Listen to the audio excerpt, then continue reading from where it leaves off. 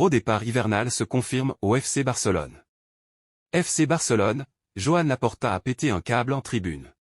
Le départ d'un cadre du FC Barcelone lors de ce mercato hivernal semble de plus en plus probable. Avec l'affaire Dani Olmo provisoirement réglée, le FC Barcelone peut enfin se concentrer pleinement sur son mercato hivernal. Bien que la situation financière du club reste complexe, celui-ci a récemment retrouvé une certaine marge de manœuvre grâce au retour à la règle du 1h1 du fair play financier imposée par la Liga. Cette nouvelle flexibilité permet au club de disposer d'un pouvoir d'achat plus conséquent après plusieurs années d'austérité et de restrictions. Cependant, c'est principalement l'été prochain que les Catalans devraient se montrer actifs sur le marché des transferts. Pour cet hiver, s'il y a recrutement, il concernera probablement des joueurs secondaires afin de renforcer l'effectif et d'ajouter de la profondeur, notamment sur les côtés de la défense.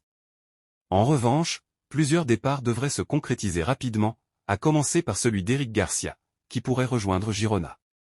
Ansu Fati et Andreas Christensen, eux, sont également sur le départ, et seront soit vendus, soit prêtés si une offre intéressante se présente. Un départ qui ne surprendrait pas.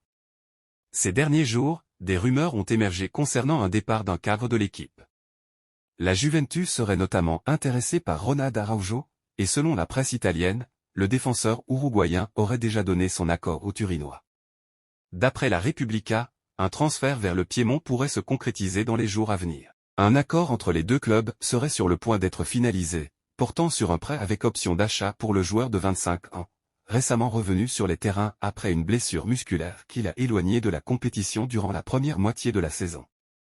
En fin de contrat en 2026, les négociations pour une prolongation n'avançaient pas, et le Barça aurait même exercé une pression sur lui, selon les médias catalans, prolongation ou départ cet été. Un prêt à la Juve, avec une option de rachat cet été, pourrait donc être une solution avantageuse pour la direction barcelonaise. Le FC Barcelone qualifié pour la finale de la Supercoupe, mais l'euphorie de Laporta fait des vagues. Ce soir, le FC Barcelone a validé son billet pour la finale de la Supercoupe d'Espagne après une victoire 2-0 contre l'Athletic. Cependant, avant ce succès, le club catalan a reçu une nouvelle importante. Le gouvernement espagnol a donné son feu vert pour inscrire Dani Olmo et Pau Victor dans l'effectif. Une décision qui a provoqué une réaction explosive de Joan Laporta. Le Barça soulagé, mais l'affaire n'est pas terminée. Le FC Barcelone peut souffler, du moins pour l'instant. Si la Liga s'est engagée à surveiller cette situation, le Conseil supérieur du sport, CSD, a officiellement autorisé le club à inscrire Olmo et Pau Victor. Ce retournement de situation est surprenant, d'autant que la justice espagnole, la Liga, et la fédération, FEF, avaient rejeté la demande du Barça d'obtenir une dérogation exceptionnelle. Le CSD a justifié sa décision en évoquant les risques économiques et sportifs importants que le club pourrait encourir si la demande était refusée. Selon l'organisme gouvernemental, un tel refus aurait pu causer des dommages irréparables à la sécurité juridique des joueurs et affecter gravement le Barça, tant sur le plan financier que sportif. De plus, la décision visait à éviter d'impacter l'équipe nationale et les compétitions nationales, y compris la Liga. Des tensions naissent autour de cette décision. Cette décision a cependant fait couler beaucoup d'encre en Espagne. Beaucoup se demandent quelles en seront les répercussions sur la gouvernance du football en Espagne, après que le gouvernement ait contredit les autorités footballistiques. Jon Uriarte, président de l'Athletic, a été l'un des premiers à réagir, dénonçant une « faveur » faite au Barça. Nous sommes au 8e jour de l'année et nous assistons déjà à des situations incroyables. Certaines sont carrément grotesques, a-t-il lancé, provoquant une vive réaction à Barcelone. La réponse de Deco et l'énervement de Laporta. Au FC Barcelone, Deco a réagi en défendant son club, chaque club a ses propres affaires. Que chacun se préoccupe de ses problèmes. Uriarte a parlé de grotesque. Qu'il s'occupe de ses affaires et laisse le Barça tranquille. Ce sont des décisions de justice.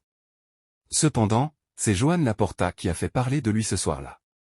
Selon eSport 3, des images ont capturé l'euphorie du président catalan en apprenant la bonne nouvelle pour Olmo et Pau Victor. Un enthousiasme qu'il n'a pas pu contenir et qui s'est traduit par des cris, des bras d'honneur et des insultes, fils de paix. Probablement adressés à la Liga et à la fédération. Ces propos ont étonné les spectateurs présents au stade King Abdullah, où se déroulait la demi-finale de la Supercoupe d'Espagne. Rafael Luzán, le nouveau président de l'ARFEF, n'était cependant pas présent dans les tribunes à ce moment-là. Des tensions avec l'ARFEF.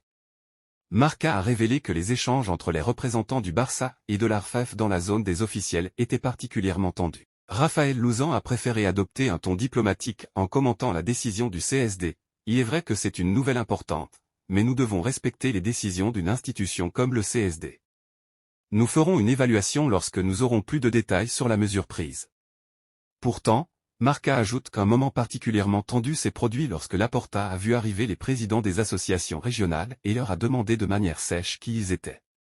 Cela a donné lieu à de nouveaux cris et insultes, suscitant l'indignation des personnes présentes. Selon les témoins, Laporta n'a pas hésité à donner des coups de pied dans des objets qui traînaient, créant une ambiance électrique.